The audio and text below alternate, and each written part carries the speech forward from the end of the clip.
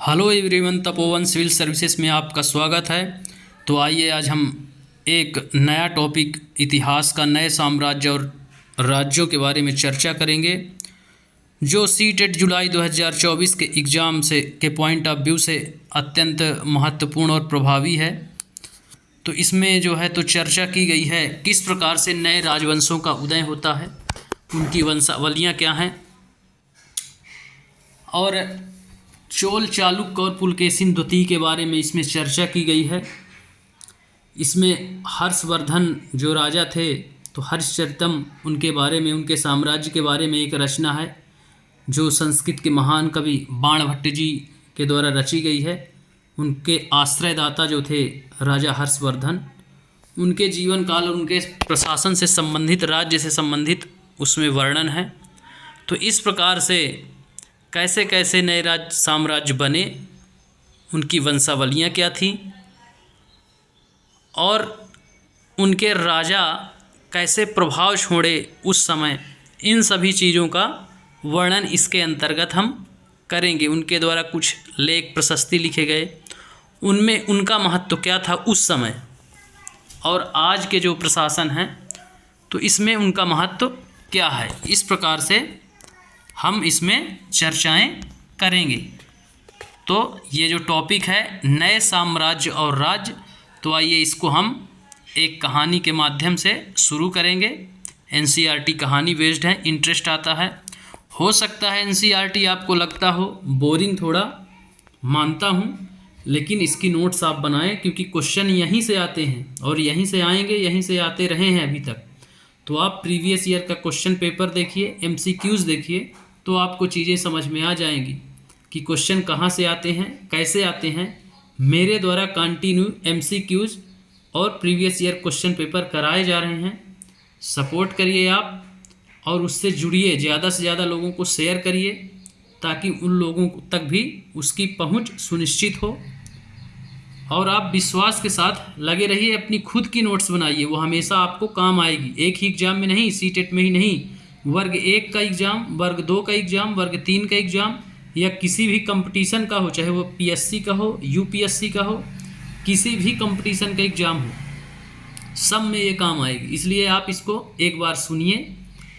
उसके जो टर्म्स हैं, उनकी जो शब्दावलियाँ हैं, मैं अंडरलाइन कराता हूँ, उनको आप अपनी नोट्स में नोट करते जाइए।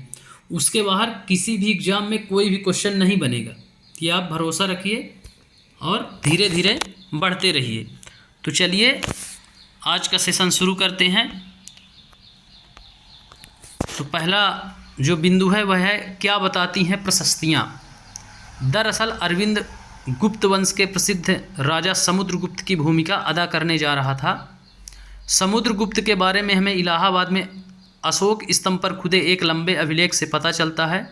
इसकी रचना समुद्रगुप्त के दरबार में कवि व मंत्री रहे हरिसेन द्वारा एक काव्य के रूप में की गई है।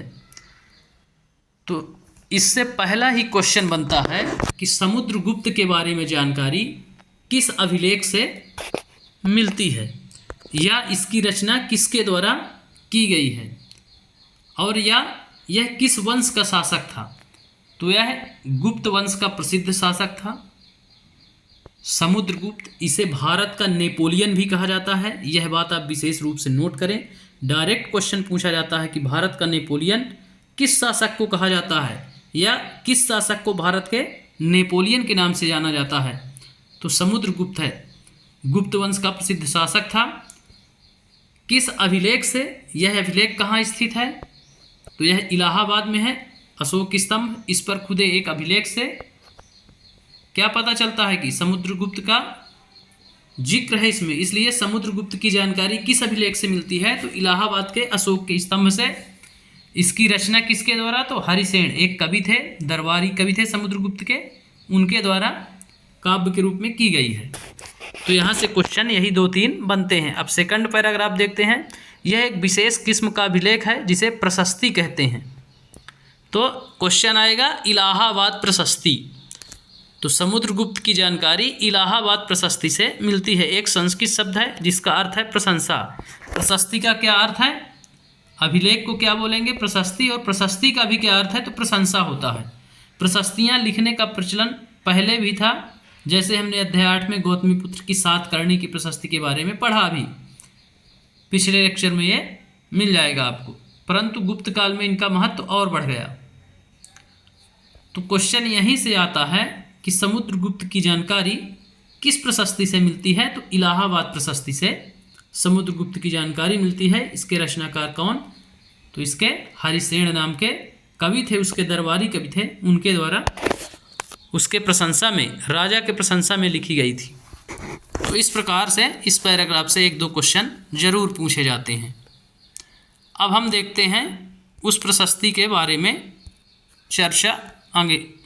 समुद्रगुप्त की प्रशस्ति, आओ देखें समुद्रगुप्त की प्रशस्ति हमें क्या बताती है। कवि ने इसमें राजा की एक योद्धा, युद्धों को जीतने वाले राजा, विद्वान तथा एक उत्कृष्ट कवि के रूप में भरपूर प्रशंसा की है।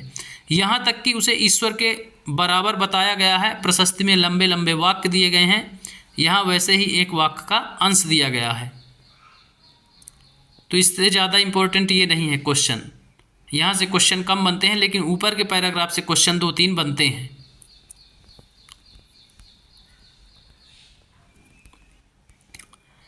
अब हम देखते हैं, एक कोट एक दिया गया है,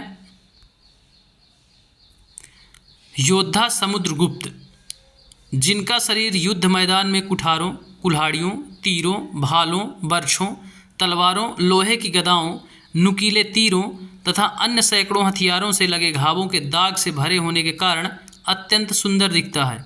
यह वर्णन तुम्हें उन राजा के बारे में क्या बताता है? राजा किस प्रकार युद्ध लड़ते थे?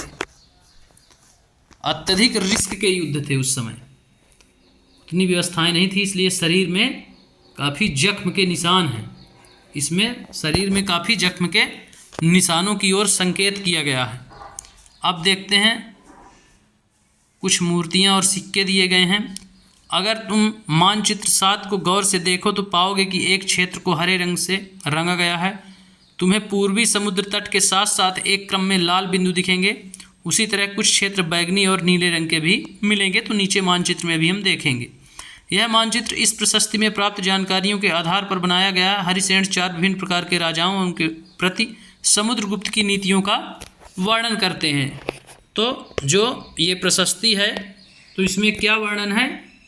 तो विभिन्न प्रकार के राजाओं और उनके प्रति समुद्रगुप्त की नीतियों का वर्णन है इसमें। अब ये बीड़ा बजाने वाला राजा समुद्रगुप्त के कुछ अन्य गुणों को सिक्कों पर दिखाया गया है, जैसे इस सिक्के में उन्हें बीड़ा बजाते हुए दिखाया गया है। तो यह क्वेश्चन आता है कि कौन सा राजा बीड़ा बजाने का शौकीन था? तो समुद्रगुप्त बीड़ा बजाने का शौकीन था। तो ये क्वेश्चन पूछा जाता है पीएससी, यूपीएससी में भी, सीटेट में भी। अब हम बढ़ते हैं, ये जो हरिसेन के द्वारा दिए गए 4 विभिन्न राजाओं और उनके प्रति समुद्रगुप्त की नीतियों का वर्णन है, उसके पॉइंट देख लेते हैं।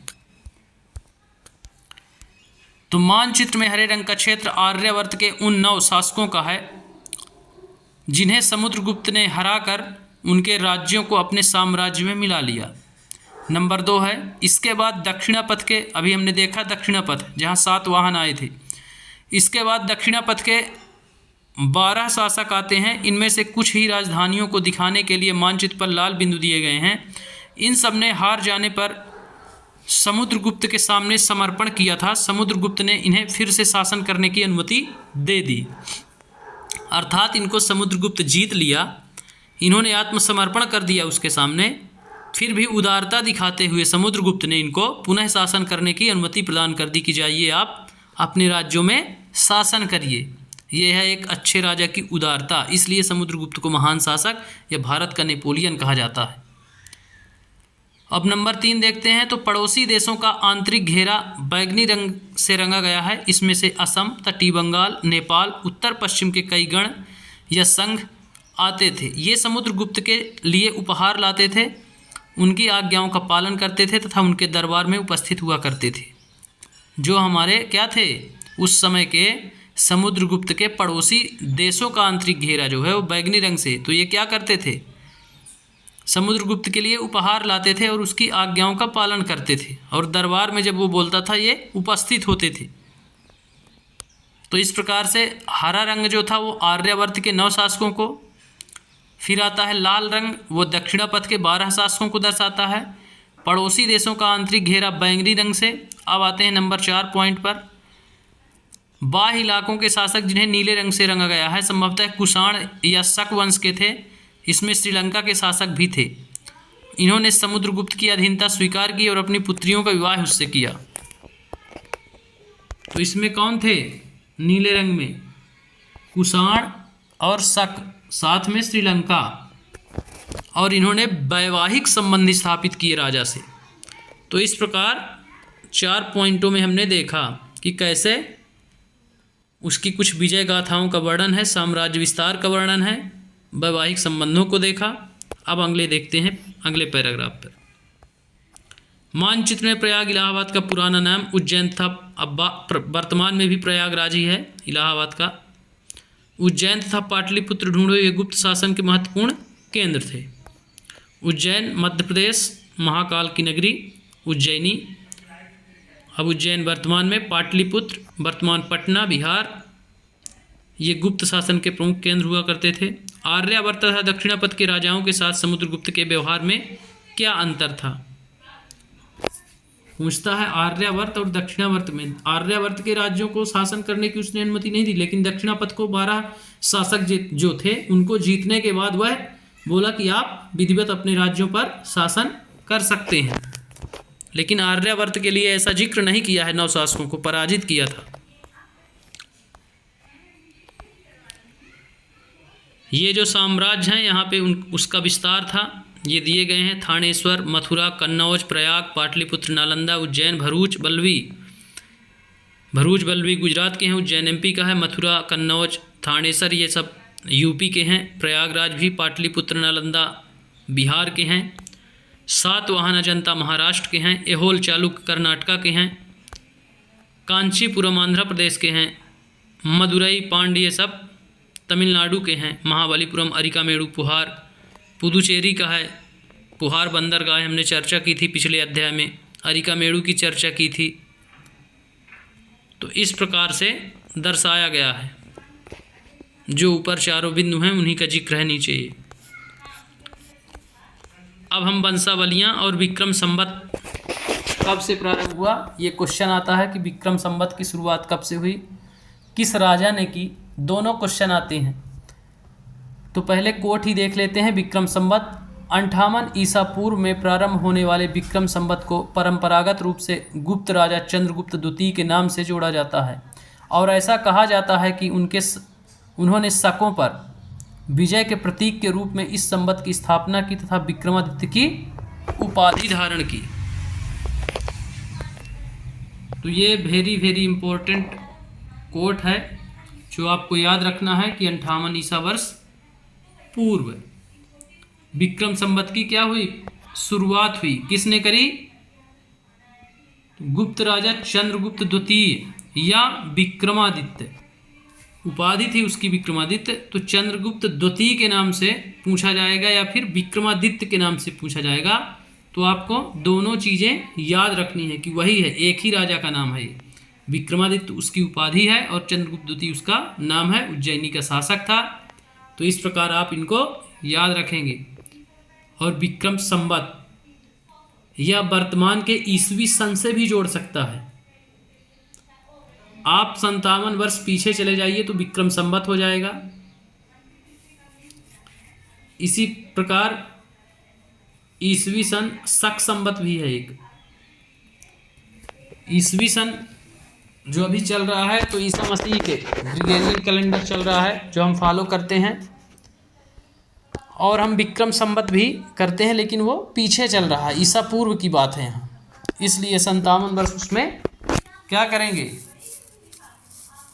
घटा देंगे तो आ जाएगा क्या, विक्रम संवत। और 78 वर्ष यदि उसमें जोड़ देंगे अभी वाले सन में तो आपको शक संवत प्राप्त हो जाएगा। तो उसकी भी शायद चर्चा आगे मिले। हर्षवर्धन के काल की है। अब देखते हैं कनिष्क शासन काल की है, कनिष्क। अब आगे देखते हैं वंशावलियाँ। तो अधिकांश प्रशस्तियाँ शासकों के पूर्वजों के बारे में भी बताती हैं। यह प्रशस्ति भी समुद्रगुप्त के प्रपितामह, पितामह यानी कि परदादा, दादा, पिता और माता के बारे में बताती है। उनकी माँ कुमार देवी लिच्छवी गण की थी और पिता चंद्रगुप्त गुप्त वंश के पहले शासक थे, जिन्होंने महाराजाधिराज जैसी बड़ी उपाधि धारण की। समुद्रगुप्त ने भी यह उपाधि धारण की। उनके दादा और परदादा का महाराजा के रूप में ही उल्लेख है। इससे यह आभास मिलता है कि धीरे धीरे इस वंश का महत्व बढ़ता गया। तो उनका कुल आप याद रखेंगे कि माता उनकी कुमार देवी लिच्छवीगढ़ की राजकुमारी थी, जबकि पिता चंद्रगुप्त गुप्त वंश के पहले शासक थे। तो इस प्रकार से उनकी वंशावली का यहाँ जिक्र मिलता है। अब हम आगे देखते हैं। समुद्रगुप्त के बारे में हमें उनके बाद के शासकों जैसे उनके बेटे चंद्रगुप्त द्वितीय की वंशावली पूर्वजों की सूची से भी जानकारी मिलती है। उनके बारे में अभिलेखों तथा सिक्कों से पता चलता है उन्होंने पश्चिम भारत में सैन्य अभियान में अंतिम शक शासक को परास्त किया। बाद में ऐसा विश्वास किया जाने लगा कि उनका दरबार विद्वानों से भरा था। इनमें से कुछ के बारे में जानकारी अध्याय 10 में मिलेगी। तो अभी अध्याय 10 जब हम पढ़ेंगे तो उसमें मिलेगी दरबारी कवियों के बारे में। अब हम देखते हैं हर्षवर्धन तथा हर्षचरित। जिस तरह गुप्त वंश के शासकों के बारे में अभिलेखों तथा सिक्कों से पता चलता है, उसी प्रकार से कुछ अन्य शासकों के बारे में उनकी जीवनी से पता चलता है। ऐसे ही एक राजा हर्षवर्धन थे जिन्होंने करीब 1400 साल पहले शासन किया। इनके दरबारी कवि बाणभट्ट ने संस्कृत में इनकी जीवनी हर्षचरित लिखी। इसमें हर्षवर्धन की वंशावली देते हुए उनके राजा बनने तक का वर्णन है। चीनी तीर्थयात्री श्वेतसांग, जिनके बारे में तुमने अध्याय 8 में, जैसा कि हमने पिछले लेक्चर में बताया आपको, काफ़ी समय के लिए हर्ष के दरबार में रहे। उन्होंने वहाँ जो कुछ देखा विस्तृत विवरण दिया है। तो इसमें से क्वेश्चन यह आता है कि हर्षवर्धन का दरबारी कवि कौन था? बाणभट्ट थे, संस्कृत के कवि थे। इन्होंने उनकी जीवनी हर्षचरित लिखी। तो हर्षचरित नाम का जो ग्रंथ है उसकी रचना किसने की? बाणभट्ट ने। बाणभट्ट रेणुकूट नामक स्थान था, वहाँ जन्मे थे। बाणसागर का मध्य प्रदेश का नाम इनके नाम पर पड़ा है, बाणभट्ट। तो इसको भी आप याद रखेंगे। किसके दरबारी कवि थे? तो यह हर्षवर्धन के दरबारी कवि थे, इसलिए इन्होंने हर्षचरित नाम के ग्रंथ की रचना की। तो ये 3 क्वेश्चन बनते हैं कि किसके दरबारी कवि थे? हर्षवर्धन के कवि थे। हर्षचरितम की रचना किसने की? बाणभट्ट ने की। तो इस प्रकार से आप इसको याद रखेंगे। अब हम बढ़ते हैं अगले पैराग्राफ की ओर। हर्ष अपने पिता के सबसे बड़े बेटे नहीं थे, पर अपने पिता और बड़े भाई की मृत्यु हो जाने पर थानेसर के राजा बने। उनके बहनोई कन्नौज के शासक थे। जब बंगाल के शासक ने उन्हें मार डाला तो हर्ष ने कन्नौज को अपने अधीन कर लिया और बंगाल पर आक्रमण कर दिया। मगध तथा संभवतः बंगाल को भी जीतकर उन्हें पूर्व में जितनी सफलता मिली उतनी सफलता अन्य जगहों पर नहीं मिली। जब उन्होंने नर्मदा नदी को पार कर दक्कन की ओर आगे बढ़ने की कोशिश की, तब चालुक्य नरेश पुलकेशिन द्वितीय ने उन्हें रोक दिया। तो संघर्ष किससे हुआ? पुलकेशिन द्वितीय किस वंश के थे? चालुक्य वंश के थे। पूर्व में इनको सफलता मिली, बंगाल विजय इन्होंने की, ठीक। लेकिन जैसे ही दक्षिण की ओर आगे बढ़े, नर्मदा नदी को पार करके दक्कन की ओर, तो क्या हुआ? चालुक्य नरेश पुलकेशिन द्वितीय ने रोक दिया।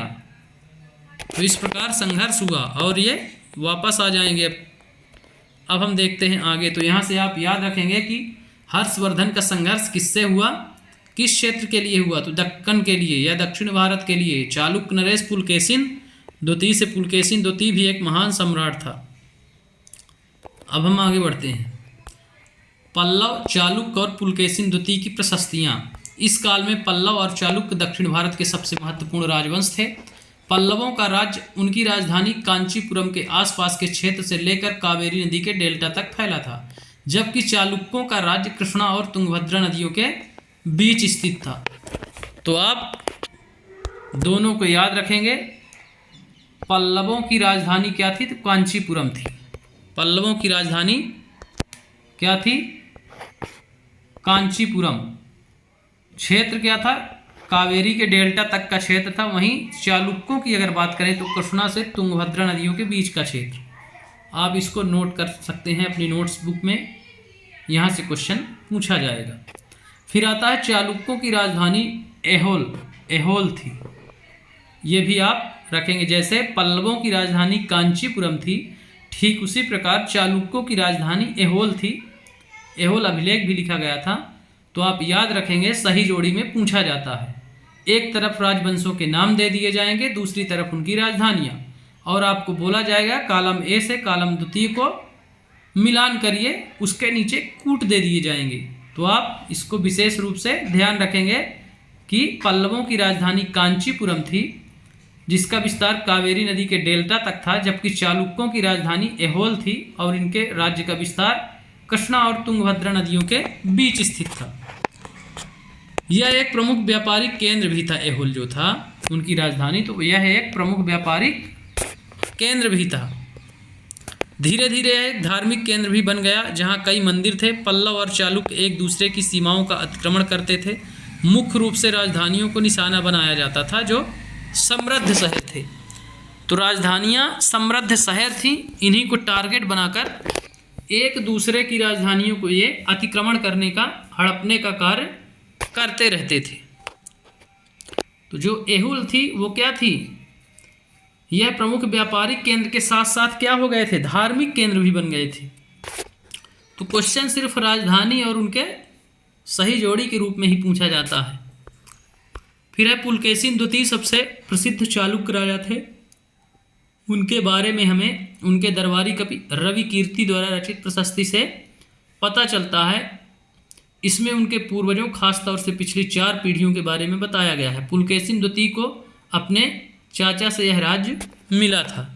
तो दरबारी कवि का आप रवि कीर्ति का नाम याद रखेंगे, और हर्षवर्धन के दरबारी कवि बाणभट्ट जी का नाम याद रखेंगे। उनमें भी सही जोड़ियाँ पूछ दी जाती हैं। अब हम बढ़ते हैं अगले पैराग्राफ की ओर। रवि कीर्ति के अनुसार उन्होंने पूर्व तथा पश्चिम दोनों समुद्र तटीय इलाकों में अपने अभियान चलाए। इसके अतिरिक्त उन्होंने हर्ष को भी आगे बढ़ने से रोका। हर्ष का अर्थ आनंद होता है। कवि का कहना है कि इस पराजय के बाद हर्ष अब हर्ष नहीं रहा। पुलकेशिन द्वितीय ने पल्लव राजा के ऊपर भी आक्रमण किया, जिसे कांचीपुरम की दीवार के पीछे शरण लेनी पड़ी। ठीक, तो हर्ष का अभियान रोका था पल्लव, जैसे पुलकेशिन द्वितीय, जैसा कि हमने पिछले अभी पैराग्राफ में पढ़ा था। कांचीपुरम के शासक को भी हराया इन्होंने। पूर्व पश्चिम समुद्री तटीय में क्या किया? अभियान चलाया। तो अभियान ज़्यादा इम्पोर्टेंट नहीं है। इम्पोर्टेंट यह है कि इन्होंने हर्षवर्धन को रोक दिया था दक्कन के प्रहार में प्रवेश करने से, तो उनको वापस जाना पड़ा। इसलिए बोलता है उनका कवि रवि कीर्ति कि हर्ष का अर्थ आनंद होता है, परंतु हर्ष अब हर्ष नहीं रहा। और दूसरी तरफ यह कांचीपुरम, एहोल इनकी खुद की राजधानी थी, कांचीपुरम राजधानी थी जो दूसरे राजाओं की। उनको ये जीतने का काम किया। वहाँ का राजा क्या हुआ? शरण लेनी पड़ी उसको दीवार के पीछे। अब देखते हैं अगला पैरा। पर चालुक्यों की विजय अल्पकालीन थी। लड़ाई से दोनों वंश दुर्बल होते गए। पल्लवों और चालुक्यों को अंततः राष्ट्रकूट और चोल वंशों ने समाप्त कर दिया। इसके बारे में हम अगले कक्षा में पढ़ेंगे, कक्षा 7 की NCERT में। तो क्वेश्चन आता है कि चालुक्यों और पल्लवों को किसने हराया? तो राष्ट्रकूट और चोल। अब पल्लवों और चालुक्यों का स्थान राष्ट्रकूट और चोल वंशों ने लेना शुरू कर दिया, उनको पराजित करके।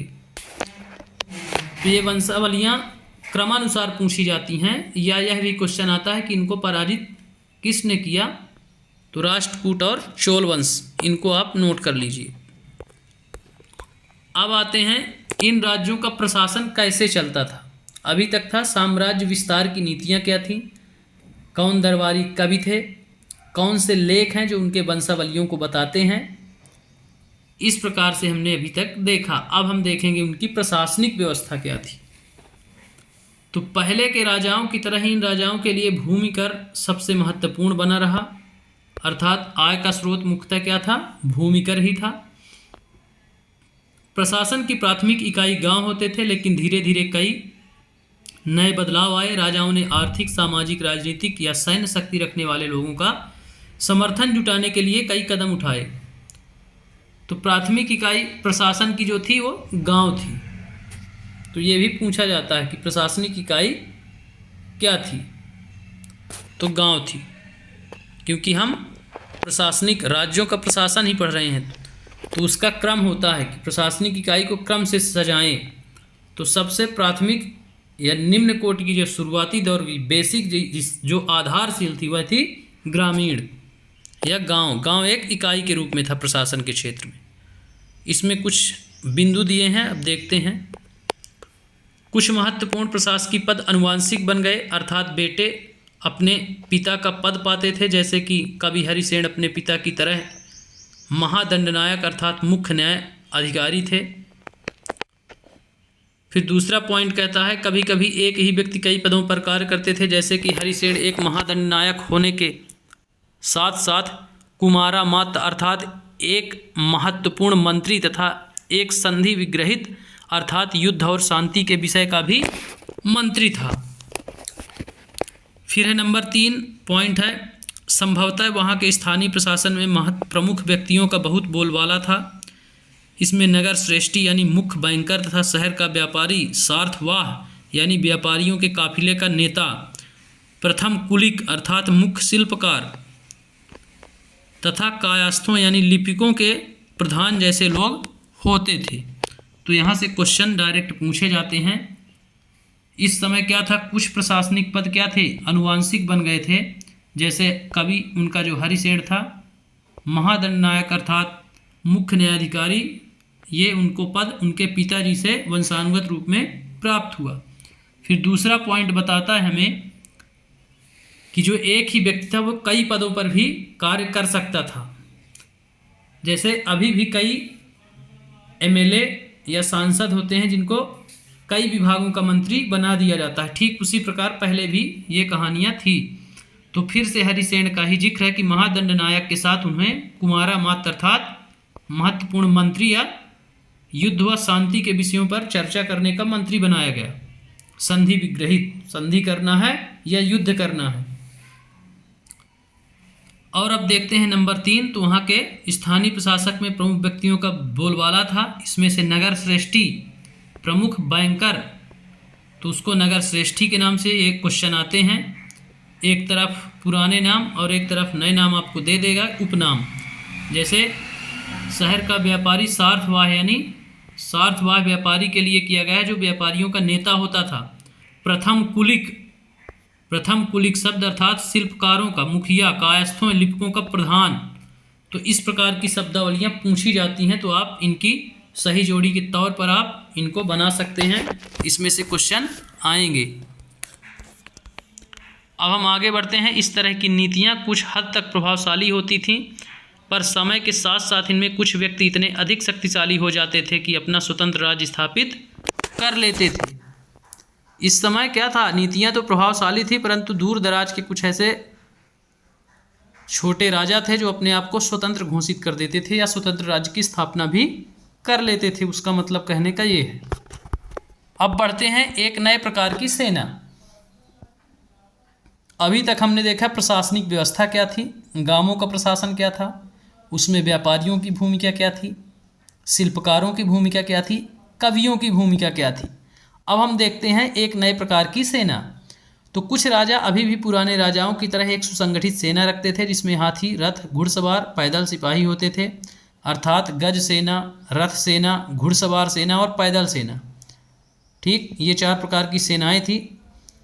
इसके साथ साथ कुछ सेना नायक भी होते थे जो आवश्यकता पड़ने पर राजा की सैनिक सहायता दिया करते थे।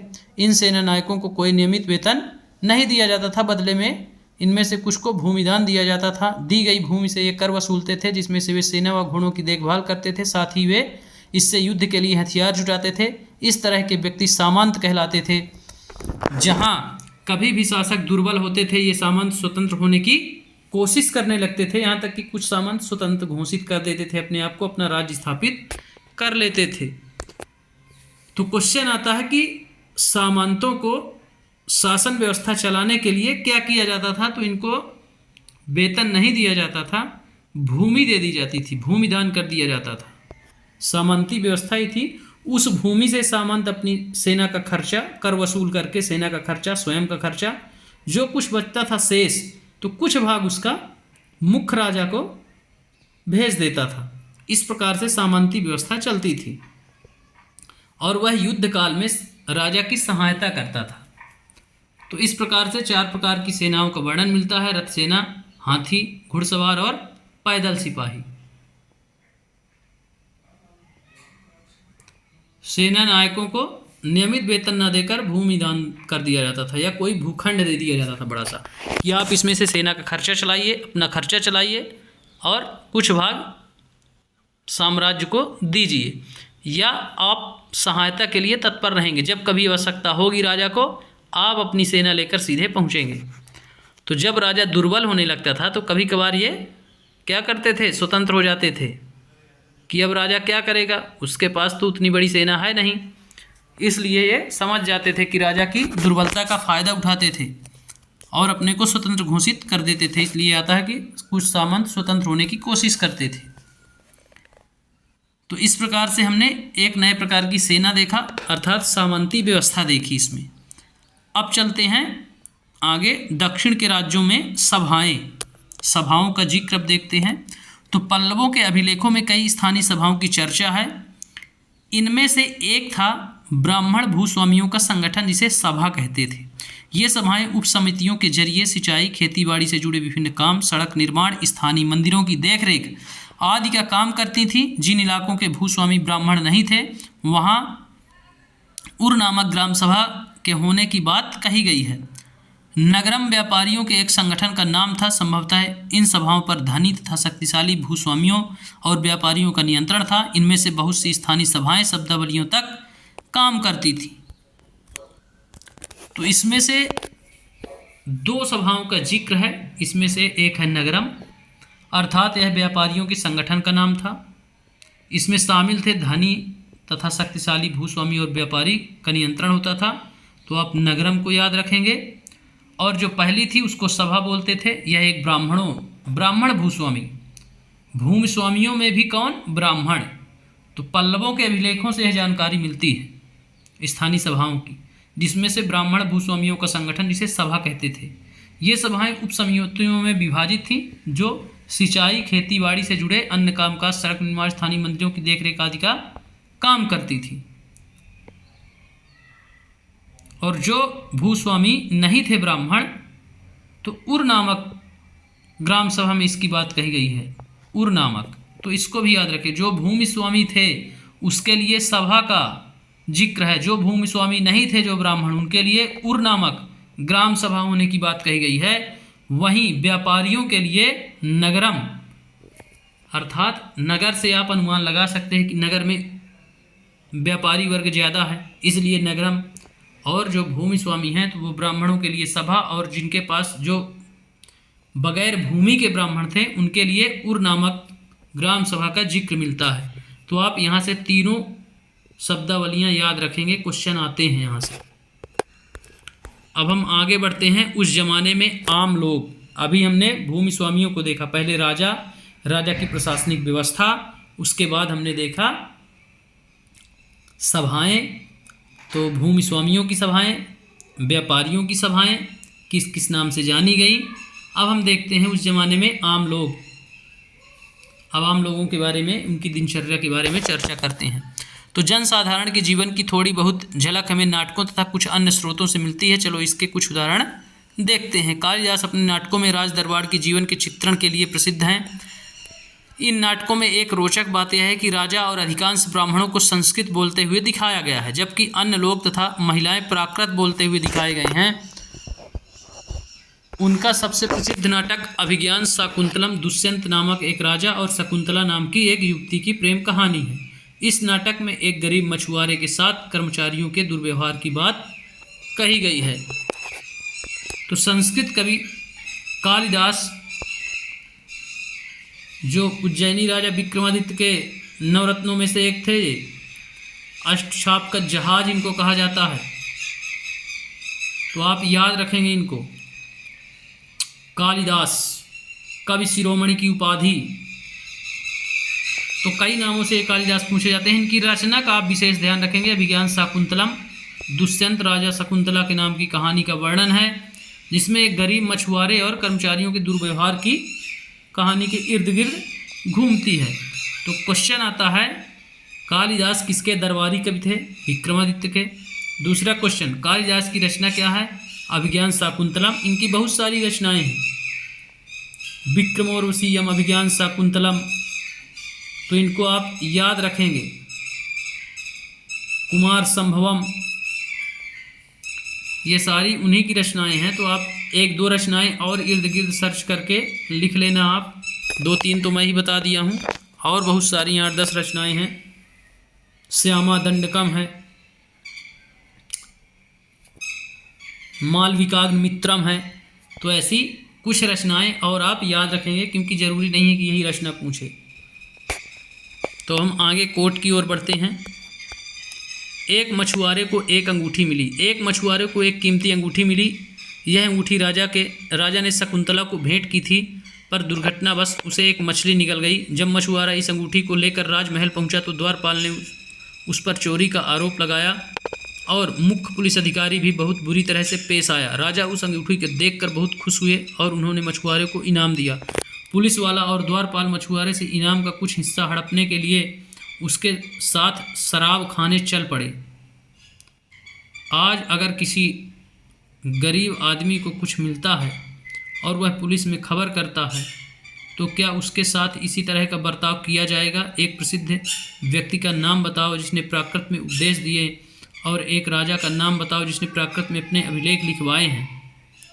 तो ये आपको पढ़ाया गया है। हिस्ट्री का आप लेक्चर जब देखेंगे, महाजनपद काल, विशेष रूप से मौर्य वंश, चंद्रगुप्त मौर्य का, अशोक का, बिंदुसार का, तो अशोक के ये सब लेख मिलेंगे। और महात्मा बुद्ध जो थे उस समय, उनके उपदेश मिलेंगे। सारनाथ में प्रथम उपदेश दिया था, वाराणसी उत्तर प्रदेश में, उसका जिक्र हमने पिछले लेक्चरों में किया है।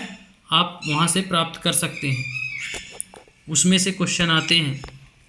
फिर है चीनी यात्री फासियन का ध्यान उन लोगों की दुर्गति पर भी गया जिन्हें ऊंचे और शक्तिशाली लोग अछूत मानते थे। उन्हें शहरों के बाहर रहना पड़ता था। वे लिखते हैं, अगर इन लोगों को शहर या बाजार के भीतर आना होता था तो वे सभी को आगाह करने के लिए लकड़ी के एक टुकड़े पर चोट करते रहते थे। यह आवाज़ सुनकर लोग सतर्क होकर अपने को छू जाने से या किसी प्रकार से संपर्क से बचते थे। तो ये क्वेश्चन पेडागॉजी से भी जोड़कर पूछा जाता था कि जो निम्न कुल के या निम्न जाति के लोग थे, तो ये एक यात्री थे, चीनी यात्री फांसियन। इसका भी जिक्र हमने किया है पिछले लेक्चर में, तो वहाँ से मिल जाएगा। कुछ लोग ऐसे थे जिन्हें ऊंचे लोग क्या थे? अछूत मानते थे। शहरों के अंदर इनका प्रवेश वर्जित था, और यदि प्रवेश करते भी थे तो क्या करते थे? अपने हाथ में क्या करते थे? लकड़ी, एक टुकड़े लकड़ी का, और दोनों में टक्कर करते हुए, आवाज़ करते हुए जाते थे, जिससे उच्च वर्ग के लोग उसकी आवाज़ सुनकर अपने को दूर कर लेते थे, जिससे वो छू न सकें या एक दूसरे से टच ना हो जाएं। तो इस प्रकार से शोषण भी उस समय था, इसलिए आप याद रखें, और कहीं ना कहीं आज भी जारी है। तो इसका जिक्र आपसे पूछा जाता है, पेडागॉजी से जोड़कर पूछा जाता है ये क्वेश्चन। अब हम बढ़ते हैं आगे। एक जगह बाणभट्ट द्वारा अभियान पर निकली राजा की सेना का बड़ा सजीव चित्रण किया गया है। तो आइए अब बाणभट्ट जी महाराज की अब देखते हैं। राजा की सेना। राजा बड़ी मात्रा में साजो सामान लेकर यात्रा करते थे। इनमें हथियारों के अतिरिक्त रोजमर्रा के उपयोग में आने वाली चीज़ें जैसे बर्तन, असबाब, जिसमें सोने के पायदान भी शामिल थे, खाने पीने का सामान, बकरी, हिरण, खरगोश, सब्जियां, मसाले आदि विभिन्न प्रकार की चीज़ें शामिल होती थी। ये सारी चीज़ें ठेले गाड़ियों या ऊँट तथा हाथियों जैसे सामान ढोने वाले जानवरों की पीठ पर लाद कर ले जाई जाती थी। इस विशाल सेना के साथ संगीतकार नगाड़े, बिगुल और तुरही बजाते हुए चलते थे। रास्ते में पड़ने वाले गांव वालों को उनका सत्कार करना पड़ता था। वे दही, गुड़, फूलों का उपहार लाते थे तथा जानवरों को चारा भी देते थे। वे राजा से भी मिलना चाहते थे ताकि अपनी शिकायत का कोई अनुरोध उनके सामने रख सकें। तो यहाँ पर राजा जब निकलता था अपनी प्रजा के, जहाँ उनकी प्रजा निवास करती थी, तो राजा किस तरह से चलता था, उसकी सुरक्षा क्या होती थी, उसका स्वागत कैसे होता था जब वो प्रजा के बीच में जाता था, उसका जिक्र करते हैं बाणभट्ट जी। तो उसमें बताते हैं कि राजा क्या था, हथियारों के अतिरिक्त रोज़मर्रा की खाने की चीज़ें भी उसके साथ में चला करती थी। सभी प्रकार की चीज़ें उसके साथ शामिल होती थी, मांसाहार शाकाहारी दोनों प्रकार की। तो जहाँ से वो गुजरते थे तो लोग क्या करते थे, उनका सत्कार करते थे, दही फूल फलों का आहार उपहार लाते थे, जानवरों को चारा भी खिलाते थे और अपनी शिकायत करने के लिए राजा से अनुरोध करने का प्रयास भी करते थे। पर ये सेनाएं अपने पीछे विनाश और विध्वंस की निशानी छोड़ जाती थीं। अक्सर गांव वालों की झोपड़ियां हाथी कुचल डालते थे, व्यापारियों की काफिलों में जुते बैल इस हलचल भरे माहौल से डर कर भाग खड़े होते थे। बाणभट्ट लिखते हैं, पूरी दुनिया धूल के गर्त में डूब जाती थी। इस प्रकार से सैनिक क्या करती थी, वहाँ विनाश भी कर देती थी। हाथी झोपड़ियों को कुचल देते थे, हल जो व्यापारियों का इलाका था, हल बैल ये सब भाग देते थे, भगदड़ हो जाती थी, धूल ही धूल उड़ती थी। इसलिए बाणभट्ट जी लिखते हैं कि पूरी दुनिया धूल के गर्त में डूब जाती थी। तो आज अब यह पाठ समाप्त होता है। इसमें कुछ महत्वपूर्ण तिथियां हैं, तो 2 ही दी गई हैं। पिछले लेक्चर में बहुत सारी तिथियां थी, इसमें से 2 हैं। एक, गुप्त वंश की शुरुआत 1700 साल पहले, हर्षवर्धन का जो शासनकाल था वो 1400 साल पहले। इस प्रकार से हमने प्रमुख राज्यों के बारे में, उनके प्रशासकों के बारे में, उनकी नगरीय व्यवस्था, उनकी ग्रामीण व्यवस्था, नगरीय प्रशासन, ग्रामीण प्रशासन इत्यादि के बारे में हमने चर्चा की। संगम समिति, प्रमुख लेख, प्रमुख कवि, उनके शरणदाता राजाओं के बारे में आदि के बारे में चर्चाएं इस अध्याय में की गई हैं। जैसे बाणभट्ट, कालिदास, इनमें प्रमुख कवि हैं, इनकी रचनाएं पूछी जाती हैं। समुद्रगुप्त को आप विशेष रूप से याद रखेंगे, वहीं विक्रमादित्य को आप विशेष रूप से याद रखेंगे, पुलकेशिन द्वितीय को आप विशेष रूप से याद रखेंगे। तो ये वेरी इम्पोर्टेंट राजा हैं, इनके राजवंश वंशावलियाँ भी याद रख सकते हैं, सही जोड़ी में पूछी जाती हैं। उम्मीद है कि ये लेक्चर आपको काफ़ी हेल्पफुल होंगे और आपको सफलता ज़रूर मिलेगी। आप जुड़े रहिए, सतत प्रयासरत रहिए। इसी के साथ धन्यवाद। फिर होगी कल मुलाकात।